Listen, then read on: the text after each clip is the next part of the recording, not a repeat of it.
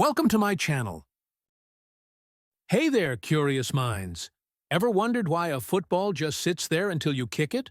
Or why a ball keeps rolling until something stops it? Well, that's not magic. It's the power of Newton's first law of motion, also known as the Law of Inertia.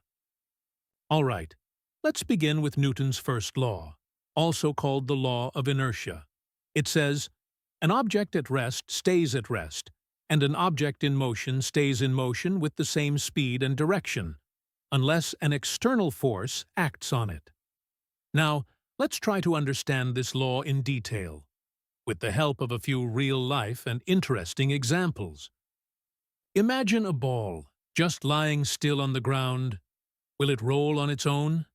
No, it stays perfectly still, unless something or someone pushes it. That's Newton's first law in action. An object at rest stays at rest unless a force comes along. No push, no motion. Now, imagine giving that ball a gentle push.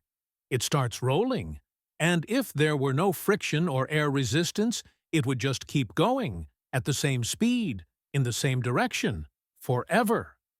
That's Newton's first law again. An object in motion stays in motion unless something like friction or a wall gets in its way. Here's a cool space example. Even without air or friction, Newton's first law still applies. Imagine an astronaut drops a screwdriver during a spacewalk. With nothing to stop it, it just keeps floating. Same speed, same direction, forever. Unless something else bumps into it. That's inertia in action, perfectly visible in space. Newton's first law is also called the Law of Inertia. But what is inertia? It's the tendency of an object to resist changes in motion. Example: you're in a moving car, and the driver suddenly brakes. Your body lurches forward. Why? Because it wants to keep moving, even though the car stops. That's not magic. It's inertia at work. Exactly what Newton's first law explains. Let's go back to Galileo Galilei, who explored motion long before Newton. He rolled balls down curved ramps and saw them rise on the other side. On smoother surfaces, the ball got closer to its starting height. So, he reasoned, without friction, the ball would return exactly to where it began, meaning the only thing stopping it was an external force like friction. Galileo went further. He changed the slopes of the ramps. No matter the angle, the ball always tried to reach its original height. On a shallower slope, it rolled farther, but still didn't make it. Friction slowed it down. He concluded, without friction, the ball would still return to its starting height, even on different slopes. That's inertia.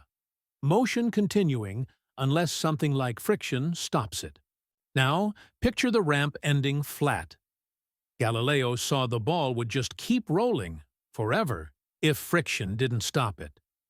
Newton took this further. An object doesn't need force to keep moving.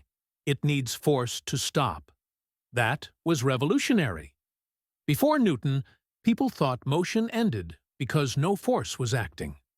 But Newton showed it's force that stops motion, not the absence of it. So, let's wrap it all up in one go. Newton's first law, the Law of Inertia, tells us objects stay still or keep moving straight unless something forces them to change. Whether it's a football waiting to be kicked, a rolling ball, a tool floating in space, or you jerking forward in a car. It's all inertia at work. Even long before Newton, Galileo's rolling ball experiments showed us this idea. In simple terms, things don't move unless pushed, and they don't stop unless stopped. That's the powerful simplicity of Newton's first law. If you found this video helpful or learned something new today, give it a like, share it with your friends, and subscribe to ExplanaSphereX.